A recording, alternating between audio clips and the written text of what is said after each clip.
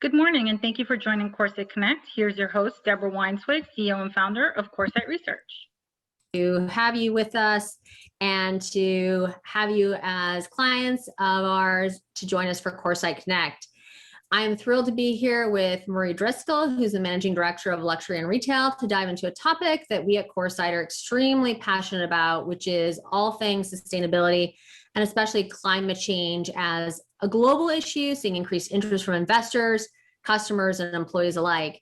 What we're seeing right now is investors are demanding that retailers address environmental, social, and governance, or ESG considerations, and are really transparent with their ESG goals and progress. Consumers expect retailers to take action against climate change, and employees want to work for firms, companies that embrace their own personal values, including sustainability.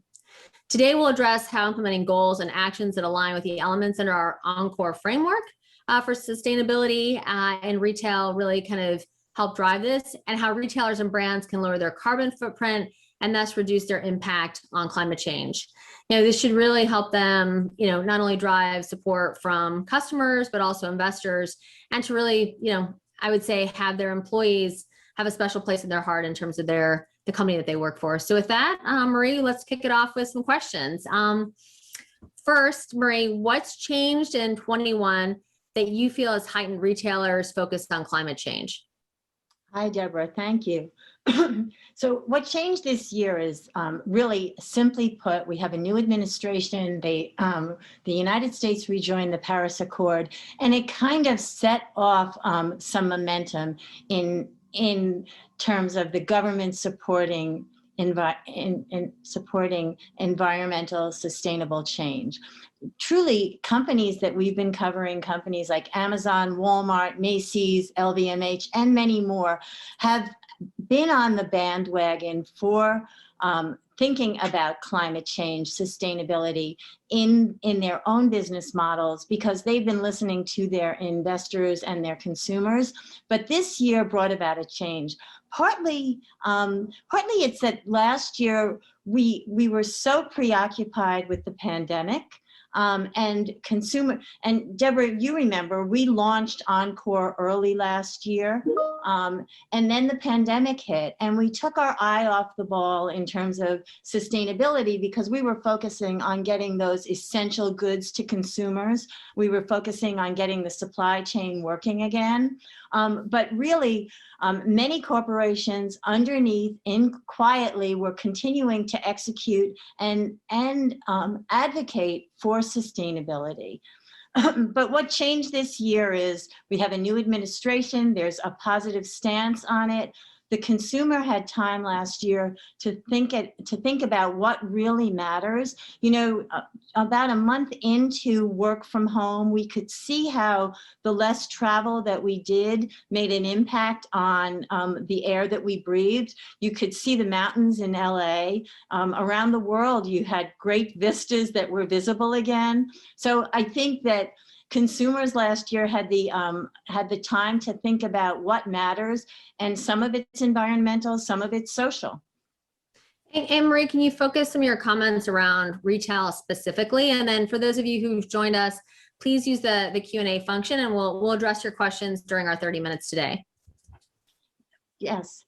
So some of the retailers have adopted ESG practices, specifically on climate change, to reduce their carbon footprint. The Paris Accord asked the world's inhabitants to get to zero emissions by 2050. Many retailers have said we're going to do it by 2040. In fact, Walmart has said that. Amazon has said that, LVMH, many of them have plans in place where they're using alternative fuels and they're trying to lower their carbon footprint. One of the things that makes retailers so special is that they work with so many vendors that they can impact the carbon footprint of the vendors that they sell in their stores to consumers. So we're seeing companies like Walmart ask their vendors to become more sustainable over a period of time, and if not, they're going to move to other vendors. So Marie, that all sounds great, but I mean, the CEOs and the C-suites that are there today, right? They're not going to be there in 2040 or 2050. So, right, they can all say, sure, we'll do this. We'll pull it in 10 years even. How do we hold them accountable? Well, one of the ways we're holding them, they're at this point, close to 90% of the S&P 500 companies are filing ESG reports annually. And how are they being held accountable? It's by being transparent about what they're doing, setting goals, and then discussing whether they're reaching those goals over a period of time. It doesn't. It's all self-reported, right? I mean, that's the thing is, right? How can investors, shareholders, what lens do they look through to see, right? Climate change is incredibly important. I think it's near and dear to almost everyone's hearts. Mm-hmm. And so, but how do we kind of measure, right? If somebody's, kind of thinking about where to invest or how to invest, or if even an employee is thinking about which retailer to work for, how do they kind of compare and contrast those? Well, so you've got to kick the tires. We're developing a database of companies that we're first looking at the Coresight 100 retailers and brands. We're looking at them through the lens of our environmental framework, Encore. There's other frameworks out there. There's many paradigms through which consumers, investors, and employees can assess whether their companies are meeting the goals. First of all, it's important that they set goals in place and they become part of a global community that is trying to make a difference and lower the carbon footprint. Absolutely. So what are we seeing happen on the investment front at this point? So, this is really important to investors. And we have seen a growth of like 42% to nearly 17 trillion in the last 2 years of assets under management that are being managed under the guise of a sustainability strategy. This is important for investors. And increasingly, this is why companies are filing the ESG reports. And Deborah, it's coming from all fronts. The consumer wants it, the people that work in organizations want it, and investors want it. And with the transparency that we have today, thanks to technology, we're able to see when a company falls short, how far they are falling short. But I think the mere fact that you have this kind of growing investable base in ESG assets tells you that this is important to investors. So what about greenwashing? Yeah, there is greenwashing, and greenwashing is like using marketing to tout that you are in fact sustainable. And it isn't 0 or 1. We're degrees of sustainable. And even for a startup company that starts today, nobody's 100% sustainable. We all are taking from the environment and not putting as much back into the environment as we take out. The goal is to take less out, repurpose what you take out, reuse and recycle, and have your business model be designed so that you're using less and you're using smartly. So what do you think needs to happen at the government level for this to, be even more front and center, or to really kind of hold companies accountable? So, early this year, part of Biden's plan when he was running for office was that companies actually report on their impact on the climate. And he said that within the first 90 days, he would have something done on that measure. He already went ahead and joined the Paris Accord. I think he's working, I think his administration, he has lots of different facets, but it's not just for governments to do this. Because as I said, companies have been doing this for a while because they know the importance of it. And there has been a movement for ESG. I think it was Morgan Stanley started their investments in ESG in the 1970s or 80s. I mean, this has been a growing focus over the last 50 years. And in the last 20 years, it's been a bigger focus. And governments have to work together. This is not a job for one government or another. It's why there was the Paris Accord. Like climate change doesn't know borders or boundaries. We all share in this together. So it's like consumers have to take action, businesses have to take action, and governments have to take action. So can you talk about the Encore framework and how do you see that, we can use that going forward to help companies understand what's important, but then also to align their investments as well? So the Encore framework is really, we developed this last year, and we wanted to help retailers understand this, tackle this broad subject of sustainability. And let's just narrow the focus to sustainability in retail. And the steps of Encore are, first of all, become environmentally engaged, learn about your company and its footprint, learn about how you're using resources. Then we look at circular models, and these are ways that you can minimize your impact with the way you use materials by recycling. And then we move on to your operations. This spans whether you're energy efficient, the kind of fuel that you're using. Moving on to supply chain and how you're sourcing the vendors that you're working with, the waste, how you're disposing of waste, packaging, very big. Biodiversity is really important. One of the things that Walmart's working on recently is trying to address recovering the oceans and the land. That's a big focus for some retailers and brands. And finally, excellence in reporting is going back to your organization, your shareholders, your employees, and reporting what you're doing along. We're becoming engaged. These are our circular models. This is how we're optimizing our operations. This is what we're doing on our supply chain. These are the new goals that we're setting and beginning all over again. So this was the framework we used to try and simplify what sustainability is or can be within a retail or a consumer product organization. And, Marie, can you talk a little bit about some of the technology that we're seeing support, different areas of the framework? Yeah, there's lots of new small technologies that can help with waste, can help with packaging, can help with the use of water. At my fingertips, on the tip of my tongue, I can't really spout off some of the startups that we're working with, but retailers are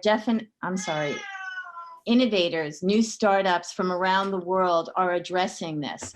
But as important as startups that are addressing this and as new brands that claim to be sustainable is the fact that we have big organizations that can really move the needle when they start to address this.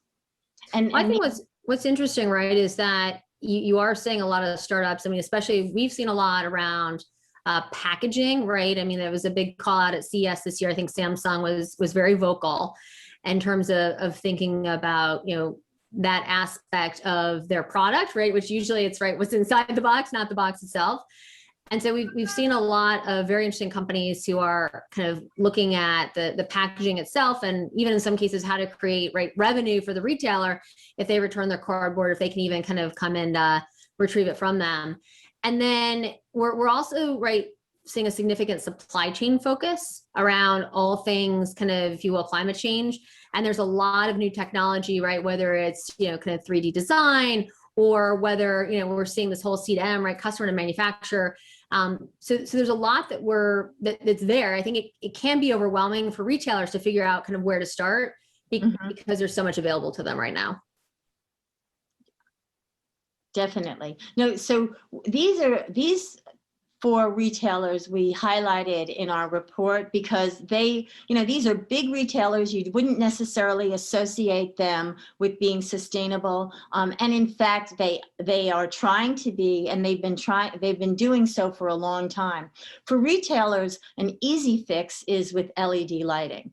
One thing that Walmart spearheaded earlier like probably around 2005, was solar panels. And I believe they use about 29% of the energy they use is recycled energy.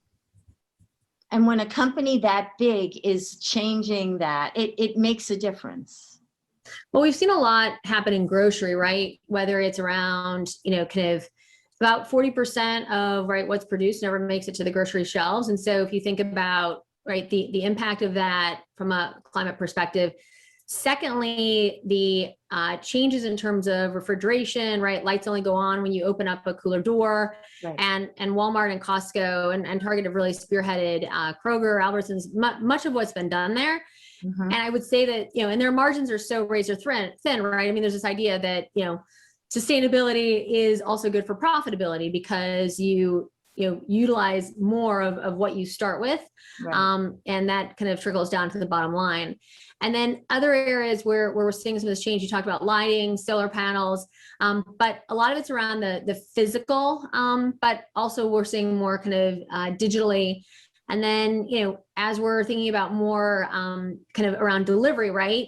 If we're seeing more drop ship and whatnot, that's also having an impact. So I think there's, the checklist would probably be 100+ in terms of where retailers could start. And I think, Marie, you and your team, that's where you're doing a great job in terms of helping these companies think about where to start and where, and what can be done in like a, call it 5-year time frame, but also how to hold themselves internally accountable, which I think is very important. One thing you, I, and John Mercer have discussed, our head of global research, is what's more sustainable? What happens with that last mile? And I just read something that was published out of UCLA, the University at Davis, and it's that, that last mile, if it's got to be in 2 hours, very unsustainable. But when you start to combine shipments, and one of the solutions they suggested was the just in time, the DoorDash, that becomes the most sustainable model, because in fact, you're using fleets of cars and repurposing them. You're not asking Amazon or Walmart or anyone else to build up a fleet that is sometimes not in use, but you're optimizing the use of existing assets out there. Well, Marie, you've done a lot of work with one of our clients, which is Newmine, right? Which looks to limit returns or reduce returns, right? Mm-hmm. So the return never happens in the first place. Right. I mean, when you think about the impact of the environment, right? So if something is returned quickly, right? That's, well, first of all, for the return not to happen is best. Number two, if it's returned quickly and can get back out onto the shelves, even better.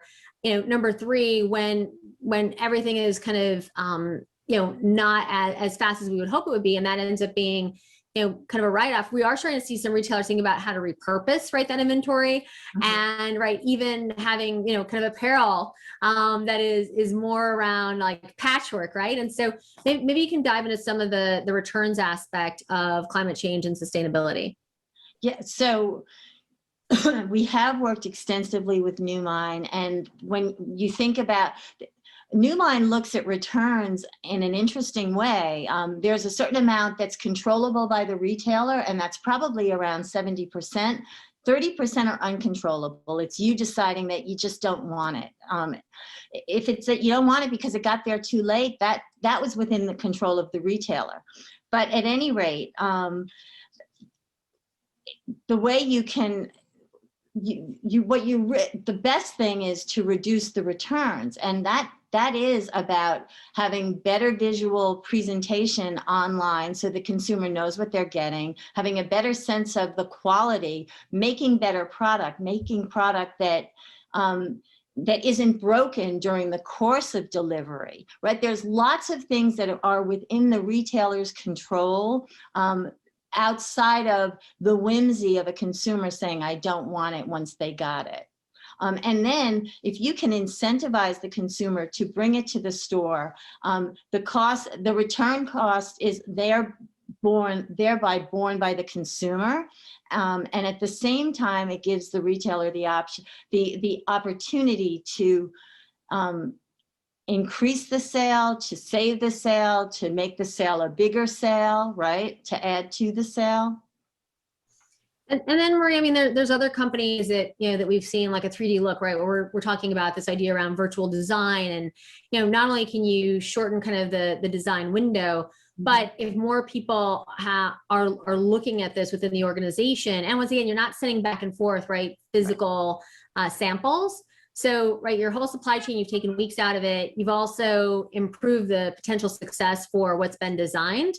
And, that also, right, has a significant impact as well. And we're seeing many companies who are, kind of developing technology that can be, kind of put into a digital design process, right?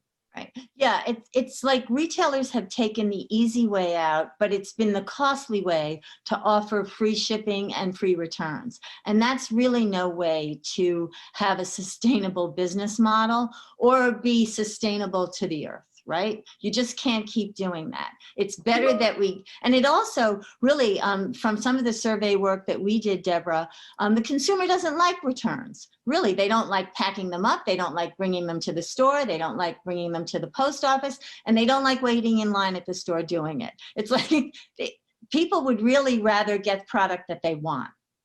Well, I guess the whole question begs, right, is e-commerce bad for the climate? Right.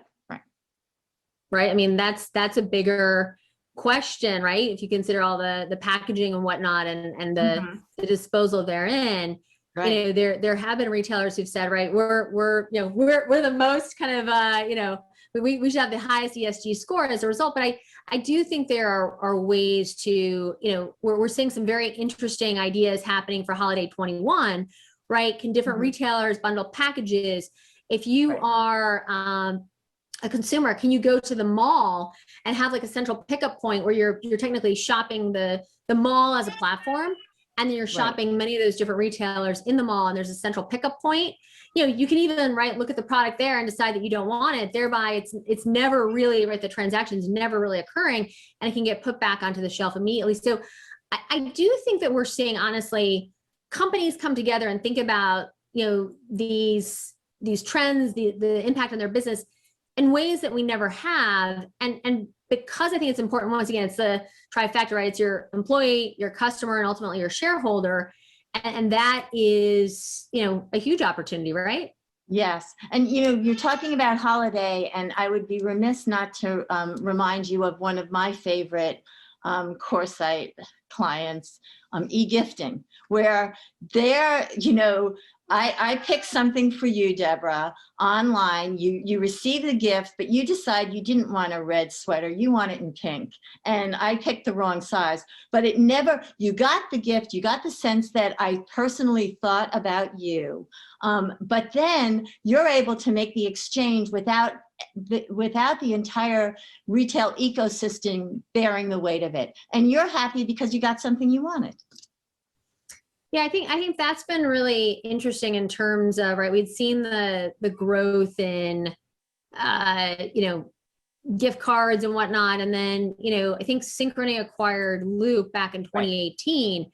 And what we had seen right there was this just, completely new way, right, around how to approach this market. And you think about it, I think there were like 18, kind of gifting opportunities a year. It really, kind of had a significant impact on how we think about gifting, how we think about, right, kind of what does it mean? And right, if you can, like you said, I'll pick out, let's say, Marie, for you, it would be a pink sweater, right? If we pick out this pink sweater and you're like, oh, I really rather have something with lace or ruffles, right? You can get what you want. The person on the other side feels good because they spent the time to pick out something specifically for you. So I think that's a great example. I know we have time to talk about a few more on the kind of startup side that we've thought about, but once again, everybody on the phone, please feel free to drop a question into the Q&A. What as we think about these themes for this year, Marie, what are you most interested in? Do you want to ask the audience kind of if they've got kind of feedback? Because we ultimately want to be here to drive content that is actionable for all of you. And so right now, these are the themes that we're planning on looking at for sustainability. But once again, with your input, that's one of the reasons we're doing this Coresight Connects. This can change. And so, we want to make this interactive, and we also want to make sure we're, providing research that's impactful for your organization. So Marie, maybe you want to go through some of these and we can wrap it up. Yeah, sure. So the first two are really, they're in editorial, so they will be published this month, but the rest, you have an opportunity to vote on this, and we'd be happy to take your input, move them up further and closer to publication, or maybe switch out some too. Resale, where we've written about, on the apparel side, it's really can be bigger in terms of sustainability, in terms of circularity. That's a very big topic, and circularity can span rental and subscriptions. I think it's important that we show how sustainability can be profitable too. Tighter supply chain management, biodiversity. I know that's, Deborah, last year we had Carrying On, and biodiversity, very important to them, also very important to Walmart. I think that's a growing area of interest.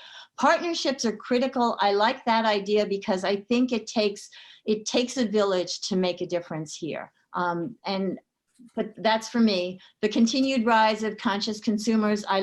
We're always surveying consumers, and I love to write about that. And then transportation, which would include the last mile. Then how to be product design, that goes to 3D look and using technology to shorten the design cycle and have products that the consumer wants faster. Shifting to online platforms, and then aggregation platforms that have a sustainability focus. Well, it's interesting, Marie, if we think about some of these platforms, I think I'm introduced you to the CEO of one of the new ones, which is Sproutly, which, first of all, you say Sproutly and you like smile, right? Because it's the idea, right? There's a sprout, there's growth, and how we might think about things differently. And right, they're encouraging those, kind of retailers, brands, both big and small, to kind of go onto their platform. And then what's really interesting is their whole supply chain, which is, kind of being powered by Project Vert, by PV, right? There's this whole, right, it's you've got the sustainable platform on top of like the sustainable platform, and then encouraging sustainable retailers, or those, who have kind of some element of ESG. So that's where we're starting to see almost these communities, right, come together where, everyone is kind of, connecting with each other. But ultimately, right, Marie, if you think about last year, right, like our 1010 shopping festival, mm-hmm. right, the idea that, we could bring kind of retailers and brands and, charities together on this platform, and to have kind of a very, if you will, to pull the holiday season early. Mm-hmm. Really, I think, in my opinion, while you and I have talked a lot, and right, we've got the Encore framework, and Coresight has done so much, but to me, that was where we were starting to actually implement mm-hmm. a lot of what we learned, right, to extend this idea of the holiday season, because having stores open 24 hours, right, like the last few weeks, that's just not, not good for the environment, not good for the consumer. And ultimately, right, being able to rethink the holiday season, rethink the cadence, I think can have, a huge impact. And, would love to get your concluding thoughts here. Yeah, Deborah, you're totally right. We don't have to have stores open 24 hours because we have online open 24 hours. So the stores can operate in a more efficient, more sustainable way without losing sales, right? And I love that we changed the cadence of the holiday season by moving it about 2 months early, or like 6 weeks earlier, which made a big difference. And I think especially last year, like we started this conversation talking about consumers' values around sustainability, but last year we saw the consumer become value focused in other ways too, socially as well. And so the fact that we had a charitable component that we had more than 20 charities participate in that. We had lots of tech companies donate directly to the charity because they wanted to do something to help the retail ecosystem and really people that were suffering and weren't getting gifts. They were doing what they could, their part, through 1010. So I think we did a phenomenal job. And I think that 1010 is just before 11/11. We're almost exactly. One last thing I want to bring up, because I don't think that retailers often think about this, and I don't think that they're necessarily rewarded for it either, but it's around, kind of not for resale goods as well. So, right, everything, there's a lot that's public facing, But then even on that not for resale side, right, there's a huge opportunity to be more efficient, to think about, you know, kind of your impact on the environment. And, you know, one of our other clients, right, Logic Source, they've done a tremendous job creating value and, right, going in and assessing for customers what they can do. And it's just this idea that, right, we can all work together, we can work very quickly, we can have a big impact this year. And I think that that's our message here at Coresight. So Marie, thanks for joining me for Coresight Connect. Thanks to all of you. We'll make these slides available and also the video in case you missed anything. And we look forward to having you at our next Coresight Connect. And thanks again for being a very important client to us at Coresight.